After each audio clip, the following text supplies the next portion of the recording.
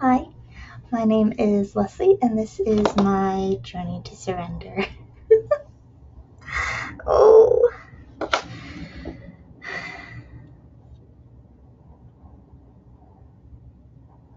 I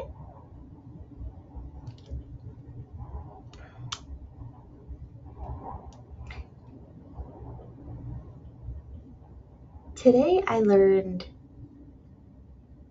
a weak point I thought I had gotten over, but I still kind of have. And that's really frustrating. When you think you've surrendered something, when you think you've learned something, you've grown from something, and something happens, and it's like that little test, and it just reveals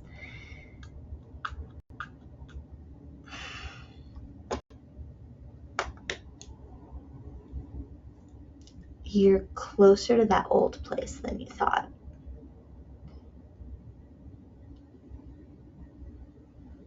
Granted, the fact that I was able to recognize it and bring it to the Lord in that moment, I think that's kind of a big deal. The fact that I still invited God into it, I didn't. Editing Leslie here. I do actually want to comment on that, what I had just said. I still invited God into it. And I don't think I really caught it while I was saying it during the filming, but it actually kind of reveals that I haven't really truly surrendered to God. You see, inviting someone in means that they're not living there. I think about an invite. That means they're a guest. They're not family. Or they're a family that you don't live with. You know what I mean? Like they're extended family. And coincidentally, this is about relationships. Marriage is meant to be a physical representation of our relationship with Christ. And one of the things with marriage is to become one flesh, which means if we are truly one with Christ, we're not inviting him in. He is already in. So by saying that I invited him into a space, it's like saying, no, I am me. You are you. You stay in your lane. I stay in my lane. This thing is mine. And an invite is kind of like, I've got this thing that's mine. I'm not quite liking how it's going, or I'm not quite, like, I'm having this, like, little discomfort thing about this. What do you think? And then you could hear what they have to think and be like, don't think so. Whereas to be completely surrendered to it is to say, we got a problem here. And then to listen when your partner says what they have to say about the problem.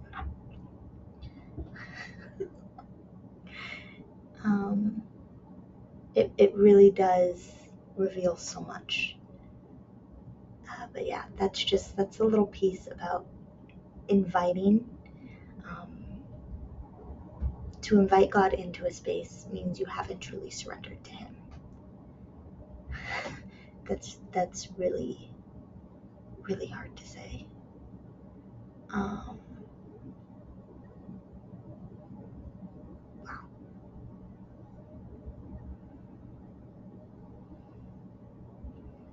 It makes me wonder how many other places in my life have I simply invited him in, but not truly surrendered. because it's either I see myself as an individual that asks for his advice, or I see myself as his bride and one with him. His desire is my desire, his will is my will.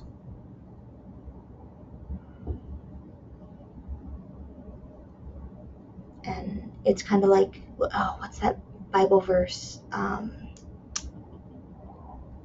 You're either all in or you're not in at all. Have you ever heard the thing, you can't be on the fence with God because the devil owns the fence too? You can't have one foot in one area and one foot in another.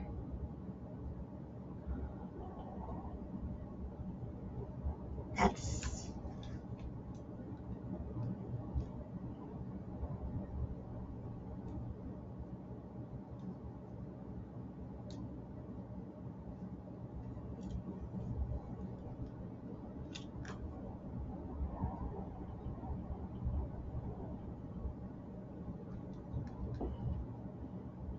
and I think the old me definitely would have said, well, baby steps. But this new me is kind of just like, I guess baby steps are better than nothing, but you're not looking for better. You're looking for surrender. And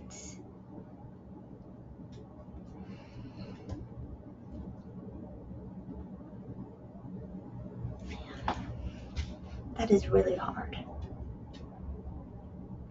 Because yes, God will always work with whatever you give him. And I do think that that is a great starting point. But I also know where I am currently. And where I am currently, I'm not content with. Actually, I'm going to bring it up. There's this book. It's called Sacred Marriage. Oh, I lent it to somebody. Gosh darn it. It's called Sacred Marriage. It's by, oh my gosh, I can't remember his name. Thomas something or something Thomas. I'll find it. I'll put the name in the description.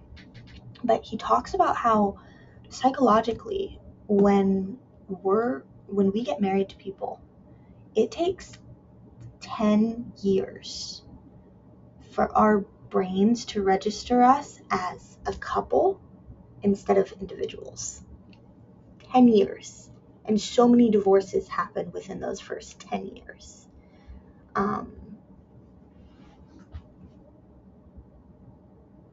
But you look at it, marriage is it's a physical symbol of our relationship with Christ, our union with Christ. And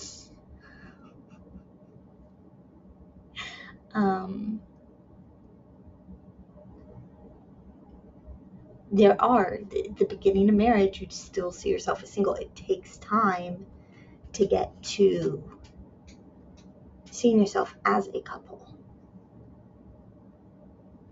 And so I guess that's kind of what I'm getting at is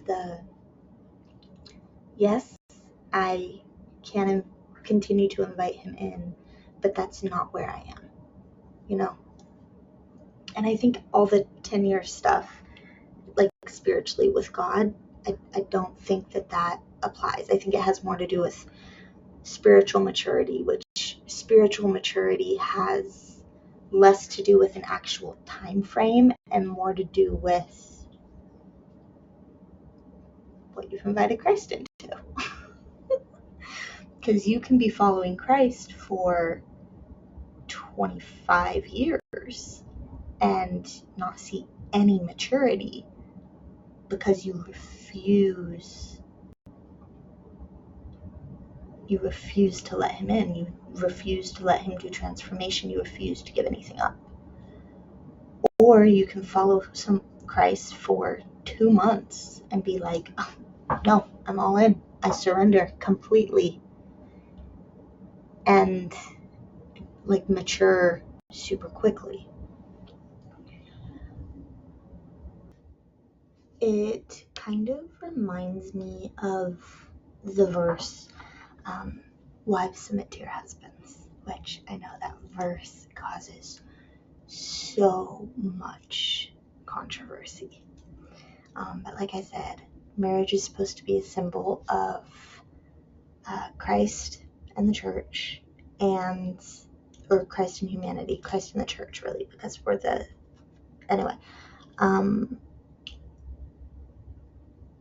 women represent humanity. They represent the church. And you say, I've said that so many times, like, women represent the church.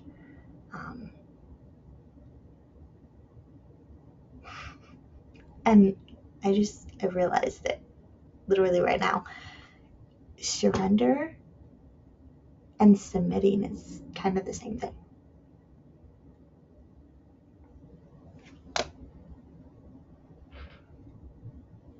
Like, am I crazy? Surrender and submitting is kind of the same thing, right? Because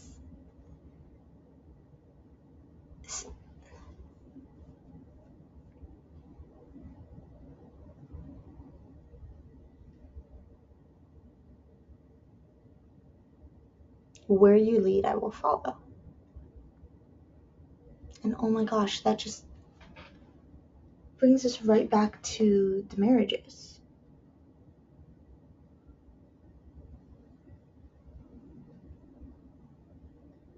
It makes me wonder if, like, in actual, like, our marriages, human marriages, I wonder if psychology would support this. Like, is it actually possible that by a man stepping into his role as leader and loving his wife as Christ loved the church, and a woman stepping into her role as the representation of the church and submitting to her husband, would that cause both of their mind shifts to happen quicker? Oh my gosh. I'm so curious now. Because that's essentially what it is, going back to that example of, like, this is mine. Because I said, let's see, I think I said, like, you would say, we have a problem, and then you would listen to what God has to say about the problem. But truthfully, to truly be submitted and surrendered to God, I would be doing my thing here, and God would kind of say, I don't think so. I really don't think that's the best option. And knowing that God has my best interest in heart, knowing that everything he does, he does for the good of those who are called according to his purpose. He literally died for me on the cross. And if you're married and your husband is doing this, you would say, you know what? You do what's best for me. You do lovingly correct. That's also a scripture. Again, down in the description. I'm gonna follow you.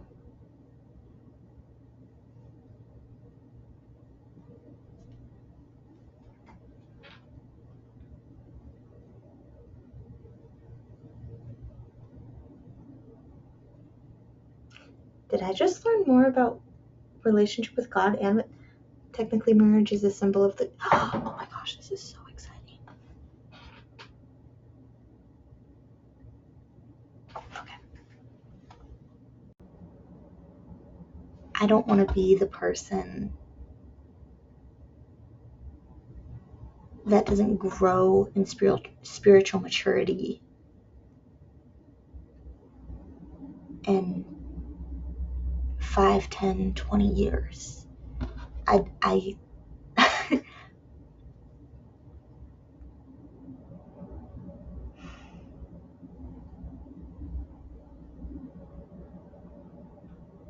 Okay. I know I just realized that I'm not truly surrendered to Him, but I'm still really encouraged because now that I know that, I can start doing the work. Yeah, no, I'm happy about this. See, tests or distractions, whatever you want to call it, they can be such good things. Okay. It just depends on how you look at them. This is wonderful. Okay. I do think that pretty much covered it. So, until next time, have fun, stay safe, and don't die. But if you do, give Jesus a really big hug for me. Bye, guys.